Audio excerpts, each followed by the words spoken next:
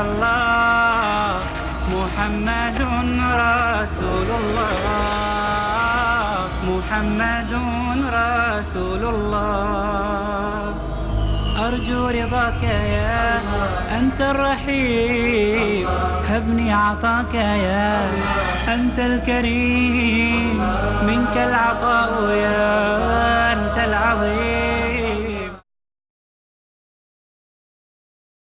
بسم الله الرحمن الرحيم. إن الحمد لله نحمده ونستعينه ونستغفره ونعوذ بالله من شرور أنفسنا وسيئات أعمالنا من يهده الله فلا مضل له ومن يضلل فلا هادي له وأشهد أن لا إله إلا الله وحده لا شريك له وأشهد أن محمدا عبده ورسوله. Indeed, all praise is due to Allah. We praise Him, seek His aid and ask His forgiveness.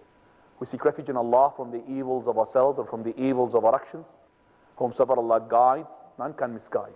And whomsoever Allah misguides, none can guide. I bear witness that there is none worthy of worship except for Allah alone, having no partner. And I bear witness that Muhammad is a slave and his messenger. Assalamu alaikum wa rahmatullahi wa barakatuh. Peace be upon you, dear viewers from Peace TV. Verily, we are in a series of talk entitled The Counseling of the Prophet, or the Prophet's Counseling.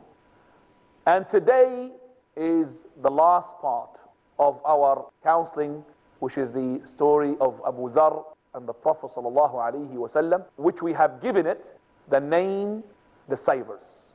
So this is the last part of the Saviours. This is the hadith where Abu Dharr radiallahu anhu came and asked the Prophet of Allah. He said, Messenger of Allah, what saves the person from the fire? So the Prophet of Allah, he said, Imanun billah, believe in Allah. Messenger of Allah has to be with the Iman and action. Prophet of Allah, he said, he gives in charity from what Allah has provided him, regardless how little. He said, Messenger of Allah, what about if he's a poor person? He can't give. Prophet of Allah, he said, يَأْمُرُ بِالْمَعْرُوفِ, that is enjoying good, وَيَنْهَى عَنِ الْمُنْكَرِ, and forbid evil. Prophet of Allah, if he's a person who is ineloquent, he's not an eloquent speaker, he's got a problem in communication, he's an ignorant person, he can't enjoy good, forbid evil. Prophet of Allah, he said, then يَصْنَعُ لِأَخْرَى. This is the third characteristic, which we have already explained all of that. قال يَصْنَعُ لِأَخْرَى. He would help someone who can't do his job. Then he said, what about if this person is himself unskillful? He can't do the task of some people who can't do their job. So the Prophet of Allah, he said, يُعِينُ مَغْلُوبًا. He would help someone who is maghloob. He's been tyrannized. People had oppressed him. So the Prophet sallallahu alaihi wasallam, he had said, يُعِينُ مَغْلُوبًا. And in this we have left the last time. And we said regarding the conclusion, that the person should help his brother, regardless whether he's a zalim or he's a maghloom, whether he's an oppressor or he's an under oppression, whether he is the tyrant leader or whether he is a person whom the tyrant's got on top of him, whether he's a person who is doing injustice to the people or injustice has been done to him. If he is a person who's doing injustice to people, we stop him from doing that. But we said, forbidding evil and joining good, it has to be within your capability. And it has to be as well with the knowledge. And also here, when you help someone who is being tyrannized, a person who is being under the oppression, you need to know that if you don't help him, it is dhulm. And if you don't stop him from his dhulm, it is dhulm. Allah subhanahu wa ta'ala, he says in Surah Ibrahim, that is, وَلَا تَحْسَبَنَّ اللَّهَ غَافِلًا عَمَّا يَعْمَلُ الظَّالِمُونَ. This is verse 42. Don't you ever think that Allah subhanahu wa ta'ala is unaware of those zalimun, the polytheists. Those are the ones who are the wrongdoers. قال إنما يؤخرهم ليوم تشخص فيه الأبصار. Verily, He gives them a respite until the day when their eyes stare out of terror, out of horror on the day of resurrection. And also, we find a hadith from Abu Bakr radiallahu anhu arda, which I would like to talk about it, because people as well misunderstand it. Abu Bakr radiallahu anhu, he says, O people, أيها الناس, إنكم تقرؤون هذه الآية. Verily you recite the following verse, but you don't know the meaning of it. And what is the verse? The verse in Surah Al-Ma'idah, and it's 105. يا أيها الذين آمنوا, O you who believe, عليكم أنفسكم, just care yourself with yourself. Just occupy yourself with yourself. لا يضركم من ضل إذا اهتديتم. Verily, it's not of your concern whom had been misguided if you are yourself being guided. So don't care about a person who's been misguided. So Abu Bakr is saying, you don't know the meaning of this verse properly. For verily, the Prophet ﷺ, he said, Inna Allah, verily Allah, will punish those people who they see the zalim, the oppressor, and they don't stop him from his dhulm, and they don't stop him from his tyranny. Allah will punish them. Some people would say, you see, we have to go against those zalimun from the hukam, and we have to stop them in the dhulm. You have to understand this is from within the capability, as we said, which is a condition. So the ayah means, oh, you who believe, keep yourself to yourself, concern yourself with yourself. And if you have done what you're supposed to do from enjoining good and forbidding evil, then the rest is in the hands of Allah. It is not of your concern if the person had been guided or not being guided. Prophet of Allah, he tried to call his uncle a number of times, Abu Talib, to Islam. Even before he died, he kept telling him, Abu Talib, my uncle, just say La ilaha illallah. I would use that as a proof on the day of resurrection. Say La ilaha illallah, uncle. But his uncle refused. And he couldn't help him. So we say to the person that, yes, when you are seeing a zalim and within your capability to change the dhulm, change it. But if it's not within your capability, what are you going to do now? You're going to create more dhulm. Because you're going to be, for example, objecting on a hakim or a leader, and that leader is going to kill you and kill your family and kill all the neighborhood because of you. So be careful. There are ways of doing it. There are conditions. It's not just simply just do it like that. And I'm just really emphasizing on this point because the Prophet of Allah had emphasized on it before he died. Alaykum bi taqwallah wa sam'i wa ta'a. To hear and obey. Why did he say that before he died? Wa sam'i wa ta'a, to hear and obey. Because he's talking about what is going to take place later on, people. And making an uprising everywhere. Allahul Musta'an. Ibadallah. Brothers and sisters, also here we say that Abu Dhar had asked the Prophet ﷺ, Messenger of Allah, what about if this person is weak? He has no power to help someone who is being terrorized. A person is being dealt unjustly, treated unfairly. He can't help him, he's weak himself. What should he do? So the Prophet of Allah, he said to him, verily, Abu Dhar, he's amazed now. You don't want to leave anything functioning, anything good in that friend of yours, in that example that you're giving? Number one, he can't give money. Number two, he is ignorant, he can't enjoy good, forbid evil. Number three, he is unskillful, he can't help someone to do his job. Number four, he is weak, he can't help someone, he's being terrorized. And it's not functioning, nothing. So the Prophet ﷺ, he said, okay. He just holds his evil not to reach the people. Holding your evil not to reach the people is an action in itself. You're not doing anything. All you're doing is just, your evil is not to reach the people. قال أن يدع الناس من شره, to leave the people safe against his harm. The Prophet ﷺ, he emphasizes this fact. المسلم من سلم المسلمون من لسانه ويده. The Muslim is the one whom the Muslims are safe against his tongue and his hand. And he started with his tongue. And the tongue is not just words, it could be an action. You know, when, for example, when the person sticks his tongue out to a person, that's as well an insult. So the Muslim who is safe from another Muslim against his harm from the tongue and from the hand is the real Muslim. It's important, brothers and sisters, to know that your evil can lead you to the hellfire.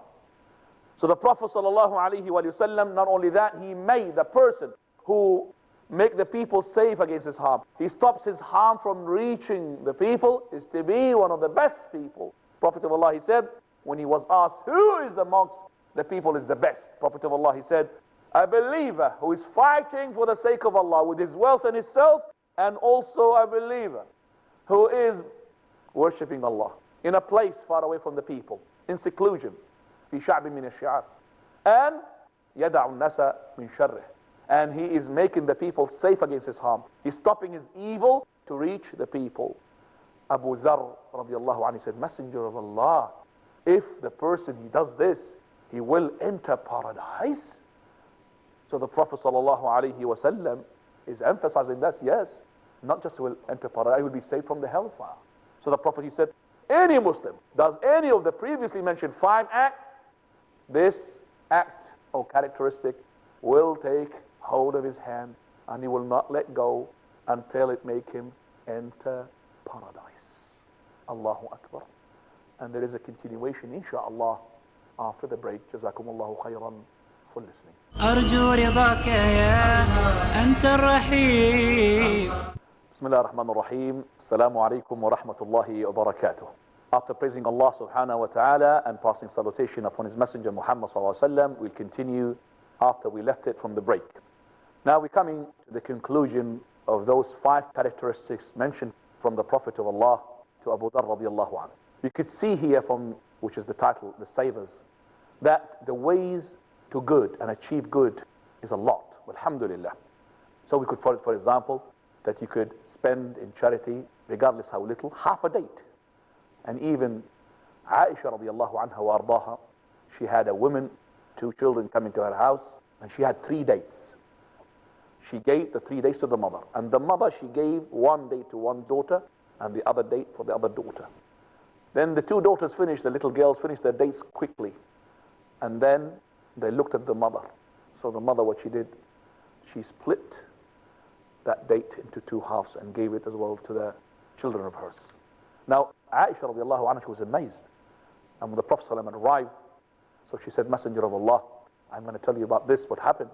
He said, are you amazed of her mercy to her children? Verily, Allah is more merciful than her to her children. Subhanallah. Now, she had given 3 dates in charity. And also, for example, it's been mentioned here, to help someone who can't do his job. Also, it's been mentioned here, enjoying good and forbid evil. Also, to help someone who is being treated unjustly. All of those are to be ways to good. On top of that, you abstain from your harm. That means you stop your harm to reach the people. If the people are safe against your harm, also it's a way to haqq, it's a way to Jannah. Now, Abu Dharr radiallahu anhu wa ardah, he tells us here that the fuqara al-muhajirun, the poor amongst the migrants, when they came and left Mecca and they left their homes and the money, they came with poor, well, financially skinned. So they came to the Prophet sallallahu alaihi wasallam, saying to him, Messenger of Allah, أهل الدثور ذهبوا بالأجور. The people who are rich, they've taken all the rewards. They have taken the high ranks. They have taken the everlasting paradise. We've got nothing. So the Prophet ﷺ said, how come? So they said, Messenger of Allah, they pray like we pray. They fast like we fast. But they give in charity from their money. We can't give. We don't have money because we're poor. And also they free slaves because they've got slaves. We haven't got slaves to free. So they've taken all the rewards from Allah. And also they've taken the best of places in paradise. So the Prophet ﷺ, he said, oh, Allah Azza wa Jal had made you and gave you something to gain sadaqah with it. How come, Messenger of Allah? Prophet of Allah, he said, Inna bi kulli tasbihatin sadaqah. For every tasbihah, subhanallah, subhanallah, subhanallah, you say sadaqah. Takbira, tahmida, alhamdulillah, sadaqah. Takbira, sadaqah. Enjoining good, sadaqah. Forbidding evil, sadaqah. Hatta fi bud'i ahadikum sadaqah. Even if you approach your wife in marital relations, in intercourse, there is a sadaqah. Said, Messenger of Allah, one of us would approach his wife in a marital relation, he would get a sadaqah. I mean, they're saying, because normally the sadaqah is that you do something that yourself doesn't like it.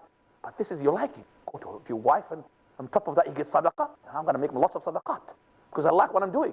But normally it is that when you give money, that your money is too dear to you, you don't want to give it. That's when you get sadaqah. But this is, so the Prophet of Allah, he said, verily, what about if this person had put his lust into haram? Would he be sinned? Yes, Messenger of Allah. Then if he puts his lust into halal, he will have sadaqah. He will have a reward. This is what we call it analogy, qiyas. So the Prophet ﷺ told him that every time you say Subhanallah, Alhamdulillah, La ilaha illallah, Allahu Akbar, there's a sadaqah, enjoining good, forbidding evil, sadaqah. And everything that you do, there is a sadaqah, Allahu Akbar. There's another narration here where the Prophet ﷺ, he said to them, shall I inform you of something that would make you reach the one who had preceded you? And also would make you better than the one who are after you, if you say it. Yes, Messenger of Allah. The Prophet of Allah, he said, After each prayer, the obligatory you say, Subhanallah, Alhamdulillah, Allahu Akbar, 33 times. Subhanallah, Alhamdulillah, Allahu Akbar, 33 times. I mean, each 33 times, making it 99. So, the fuqara al-muhajirin were so happy. The poor people amongst the Maghreb were so happy. But they went back to the Prophet of Allah the following day. Messenger of Allah, our brothers from the rich had heard what we are saying. That is Subhanallah, Alhamdulillah, Allahu Akbar, 33. So they're saying it. That means they are equal with us. And still, that means they are better with us by paying the money and charity and freeing the slave. So the Prophet ﷺ, he said with a smile, ذَلِكَ فَضْلُ اللَّهِ يُؤْتِيهِ مَن يَشَاءُ. This is the blessings of Allah. He gives it to whom He wills. I mean, they gave him the money, the wealth to spend in the sake of Allah. But remember, if you have the money, would you be spending in the sake of Allah, or would you be doing something else? It's a fitna. And also remember, if you are a poor person, you have an edge onto the rich people. Even the rich person is paying money in charity and you can't. On the day of resurrection, you will enter paradise from the believers as a poor person before the rich by half a day. And you know what's a half a day? In equivalence in this time, 500 years. You will enter paradise because you've been deprived from the paradise of the dunya as a poor person. You will enter it first before the rich person. You are righteous, he's righteous, but you'll enter first. Subhanallah. And that is why the first people will enter paradise, fuqara al-muhajirun. That is, the poor people amongst the migrants. طرق الخير كثيرة. The ways to good, alhamdulillah, is an abundance and a lot. So we have as well the savers from the hellfire are a lot as well. But, subhanallah, we are people, we are belittling everything that good that we do. And as well, we're belittling the evil when we do it. So when we belittle the evil, we say, well, this doesn't matter, it's a small sin. And the good thing as well, we belittle it. Well, I'm going to be giving charity half a day, it's not going to be accepted. Don't do that. For verily, that evil that you belittle and you do it, it might be the reason for your destruction. And that good thing that you belittle to do it, it could be the reason for your prosperity and going to Jannah. So don't belittle the good not to do it, and don't belittle the evil to do it. It's very important to know that this little evil, it might get you to hellfire. Because evil upon evil, it makes a bigger evil. And that is why the Prophet ﷺ said, إِيَّاكُمْ وَمُحَقَّرَاتِ الذُّنُوبِ. Be aware of those dhunub, those sins, which you call them muhaqqarat. That means insignificant. So that's nothing really, no problem. It's a small sin, it's a small lie. And start giving colors to the lie, blue lie, and a white lie, and a black lie, and all. No, a sin, even a small sin, it will grow to be a bigger sin. So, the Prophet ﷺ said, إِيَّاكُمْ, be aware of muhaqqarat al-dhunub. Those sins that are small, you call them insignificant. فَإِنَّ مَثَلَ مُحَقَّرَاتِ الذُّنُوبِ. For verily, the similarity, the example of those small sins, كَمَثَلِ قَوْمٍ نَزَلُوا بَطْنَ وَادٍ, is like the example of people who had come to a valley. قال فجاء ذا بعود وجاء ذا بعود. They wanted to set fire to make their bread. So this person brought a piece of wood and a piece of wood until those pieces of wood became enough to set fire. So those sins, a similar thing, they come from here and there until they are big enough to drop you into the hellfire. So don't you ever say, it's a small sin, I don't mind, no problem. Verily, as-sagha'ir baridul kabair. Those little sins, the minor sins, will lead. It's like a postal address. It's posting to the what? It's posting to the major sins. Now, I'm going to tell you as well from the hadith of the Prophet ﷺ, which will give you as well more ways to the right, more ways to the good, more ways to get salvation. Prophet ﷺ, he said, Kullu sulama, every single joint bone, you got a joint in your body. قال من الناس عليه صدقة, you have to pay sadaqah. It's like there's a tax you have to pay for every joint. As-sadaqah, you have to pay it. Now, كل يوم تطلع فيه الشمس, every day that the sun rises, then when you make justice between two people, it's considered to be sadaqah. It's a charity. تعين الرجل في دابته, you help a person to mount his camel, to mount his car, to mount whatever it is, or to put his stuff, just to carry his stuff, his bag, into the car for that person. It's a sadaqah. قال كل تكبيرة صدقة. Every takbir, you say takbir, Allahu Akbar, sadaqah. كل تحميدة صدقة. الحمد لله صدقة. ويجزئ ذلك أو عن ذلك. But what will be sufficed from all of that is just what? To do 2 rak'ah of ad-duha. Ad-duha, the forenoon. Before the noon, forenoon. This is the duha. It starts from when the sun rises 2 meters above the horizon. And it's about 15 minutes after sunrise. And it continues just about 15 minutes before dhuhr, before the zenith.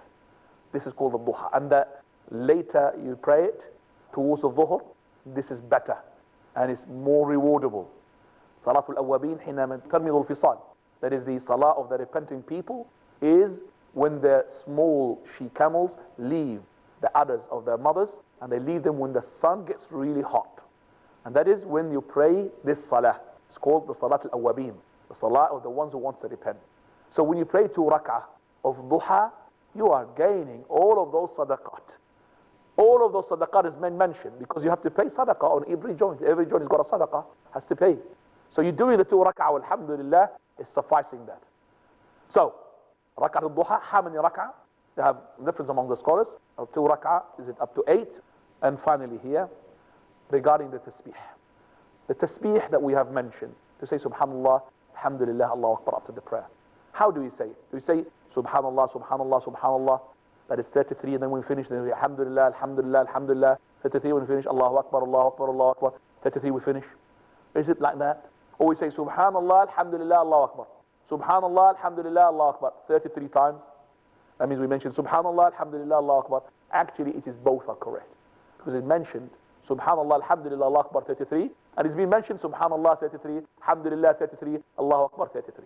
So all of that together is correct. But you need to know that when you make tasbih, you make it with the right hand. You could count with the left. So I do it this way. Subhanallah, alhamdulillah, Allahu Akbar. Subhanallah, alhamdulillah, Allahu Akbar.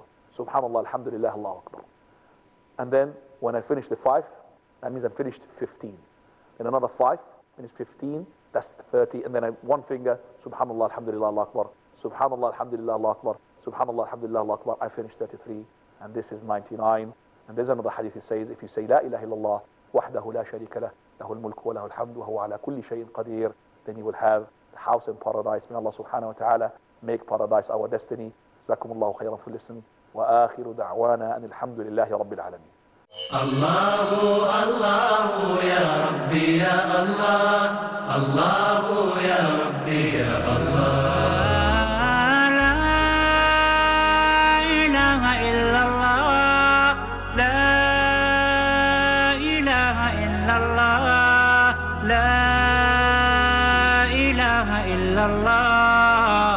محمد رسول الله محمد رسول الله أرجو رضاك يا أنت الرحيم هبني عطاك يا أنت الكريم منك العطاء يا أنت العظيم فيك الرجاء يا